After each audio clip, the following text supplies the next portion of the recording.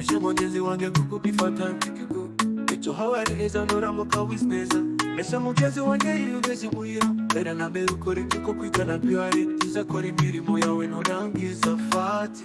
Ikayo wige cyane ntumyete kuko ejo hawe ari heza. Eshe mugenzi wange utikize akiri kare sigihuza utakiri kumwe n'ababyeyi zabo. Icyo kwiga wabigizemo gutera agapira.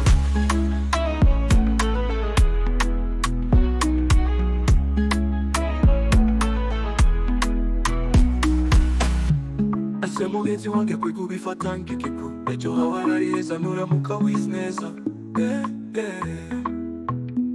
Eshe mugenzi wange yiyubeshye muhira. Mbere na mbere ukora ibyo kwiga na byari byiza, kora imirimo yawe nturangiza fati.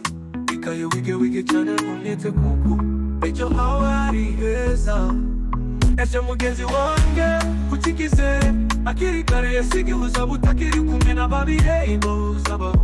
Icyo kwiga wabigizemo gutera agapira.